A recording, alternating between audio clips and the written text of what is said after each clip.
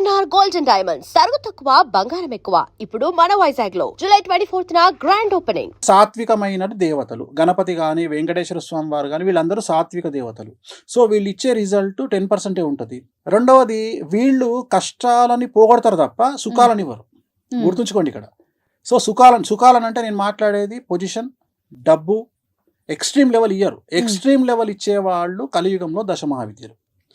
So దశమహావిద్యలు నేర్చుకుంటేనే నాకు చిన్నప్పటి నుండి ఏముంది మనసులో, కింగ్ మేకర్. సో ఆ కింగ్ మేకర్కు నేను కనెక్ట్ అయ్యాను. ఇక్కడ ఏంటంటే మిరాకిల్ జరుగుతాయి.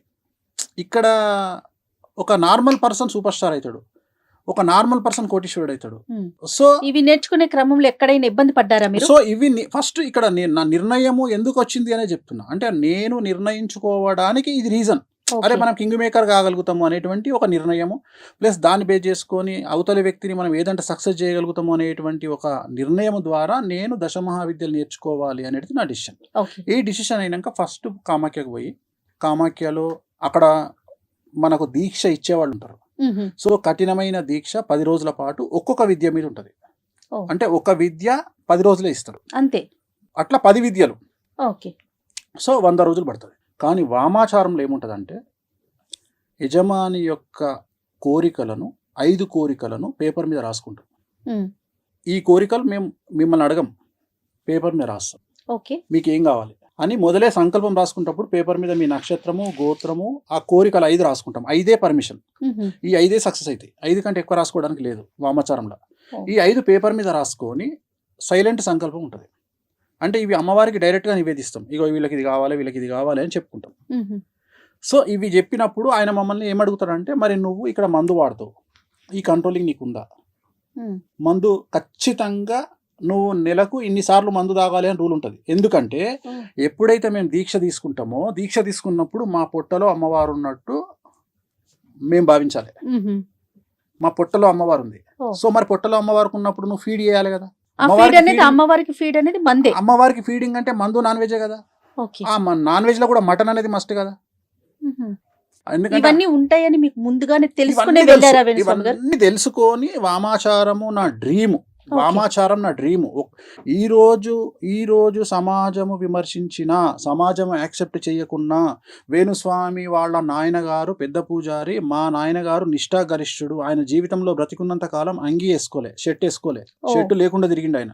అలాంటి ఆయన కొడుకుగా, అలాంటి కుటుంబంలో నుండి వచ్చిన నేను పూర్తి కాంట్రాస్ట్ అయినటువంటి నాన్ వెజ్ వైపు రావడం అనేటువంటిది అతిపెద్ద నిర్ణయం నా లైఫ్లో. ఈ వామాచారంలో ఈ సబ్జెక్టును టచ్ చేసింది ఇప్పటి వరకు ఒక 2 టచ్ చేసినారు సినిమా ఇండస్ట్రీకి సంబంధించి. ఒకటి మిరాయి సినిమా, ఒకటి రాజమౌళి ఇప్పుడు రాబోయే సినిమా మహేష్ బాబు సినిమా. ఈ 2 సినిమాలు మీరు అబ్జర్వ్ చేయండి. మిరాయి సినిమా ప్రారంభం చేసినప్పటి నుండి రిలీజ్ అయ్యే వరకు మంచు మనోజ్ కాంట్రవర్సీలో ఉన్నాడు. చెప్పాలి, మీరు ఆన్సర్ చెప్పాలి. అవునా? ఎందుకంటే మిరాయి సినిమాలో బగాలాముఖి గురించి చూపిస్తాడు. చూశారా మీరు సినిమా? లేదండి. అయితే మిరాయి సినిమాలో బగాలముఖి గురించి చూపిస్తాడు. దశమహావిద్యల్లో బగాలముఖి ప్రాముఖ్యమైనటువంటి అమ్మవారు. జస్ట్ ఆ పాత్ర వేసినందుకే ఆయనకు అంత కాంట్రవర్సీ, సమస్యల్లో ఇరుక్కుంటారు. సో ఇది స్పెషాలిటీ. రెండవది ఇక్కడ ఈ వామాచారం కాన్సెప్ట్ ఏంటంటే, మనం 100 కోరుకుంటే అమ్మవారు 200 ఇస్తుంది. Rajamouli cinema, Mahesh Babu cinema Varanasi launch చేసినప్పుడు మీరు అబ్జర్వ్ అయిన దాంట్లో వారణాసి సినిమాలో దాంట్లో మీకు చిన్నమస్తా దేవి గురించి చూపిస్తాడు. చిన్నమస్తా అమ్మవారు తల నరుక్కొని ఉంటది, ఆమె గురించి చూపిస్తాడు. జస్ట్ ఆ లాంచింగ్ లోనే హంగామా జరిగింది. అంటే నేను అనేది ఏంటంటే, ఇగో ఇంత సంచలనం ఉంటుంది లైఫ్. సో వీటిని యాక్సెప్ట్ చేయగలిగినటువంటి బాధ్యత మన మీద ఉండాలి. ఇంకా నాకేం వద్దు, ప్రశాంతంగా వెళ్ళిపోవాలని అనేది నా కోరిక. సో అది దానికోసం నా ఏమైందంటే, నేను ఏదైనా చేస్తా. మీరు నమ్మరు, ఇవాళటి వరకు నేను చేసినటువంటి పూజలలో అమ్మాయిల దగ్గర నేను సింగిల్ ఎంపీ తీసుకోవాలి. ఇవాళటి వరకు, ఈ రోజు వరకు ఏ హీరోయిన్ దగ్గర కానీ, ఏ ఆర్టిస్ట్ దగ్గర కానీ, ఏ సెలబ్రిటీ దగ్గర కానీ నేను డబ్బులు తీసుకుని అమ్మాయిల దగ్గర, నేను అమ్మాయిని దేవతా స్వరూపంలో చూస్తా. మాకు ఫస్ట్ ఇచ్చేటువంటి రూల్ ఏంటంటే, మా నియమాలలో ఫస్ట్ నియమం ఏంటంటే, అమ్మాయిని స్త్రీని దేవతగా చూడాలి. ఎందుకంటే మేము పూజించే కామాఖ్య, మేము పూజించే దశమహావిద్యలు అన్నీ కూడా యోని రూపంలో ఉంటాయి. సో అందుకని ఏమంటాడంటే, నువ్వు ఫస్ట్ యోనిని వేరే రకంగా చూడకు, నువ్వు నీ పుట్టుకకు కారణమైనటువంటి ఒక అమ్మని చూసుకో, ఒక అమ్మవారిని చూసుకో. అందుకని మేము జీవితంలో ఏ అమ్మాయిని వేరే దృష్టితో చూడము. ఓన్లీ అమ్మవారి దృష్టితోనే చూస్తాం. మ్మ్. మా దృష్టిలో ప్రతిదీ అమ్మవారే.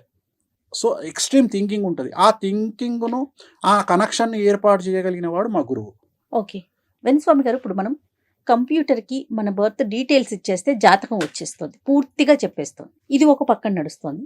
మరో పక్కన తంత్రం కానీ మంత్రం కానీ యంత్రం కానీ వీటిని నమ్మే వారి సంఖ్య కూడా పెరుగుతానే ఉంది. రెండింటిని మీరు అసలు ఏ దృష్టితో చూస్తారు?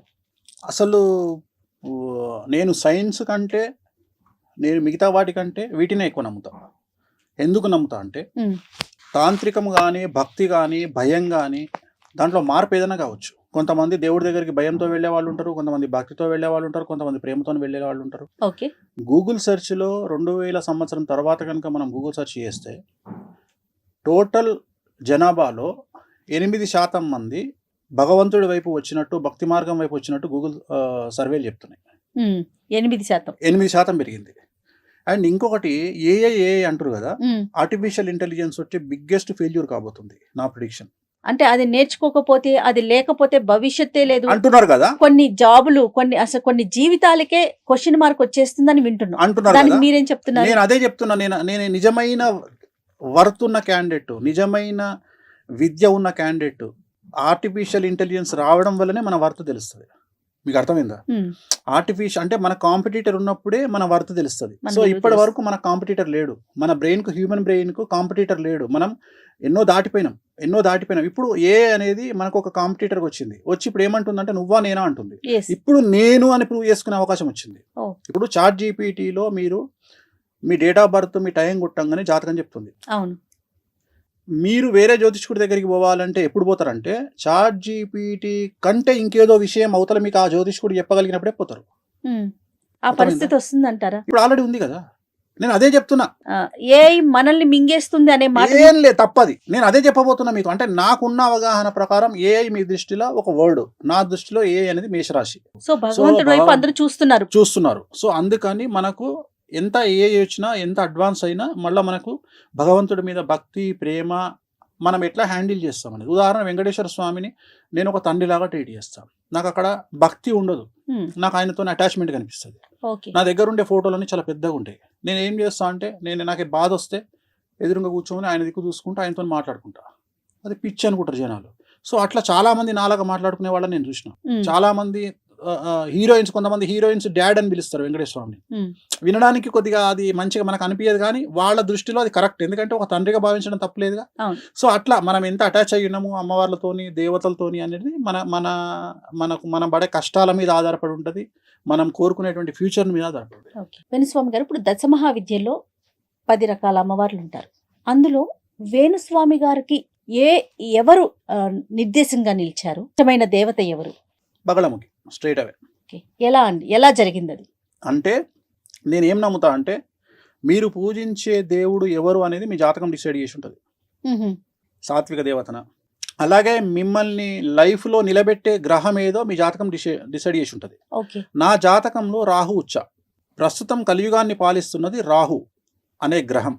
అలాగే బగళముఖి అనే అమ్మవారు కలియుగాన్ని కమాండ్ చేస్తుంది.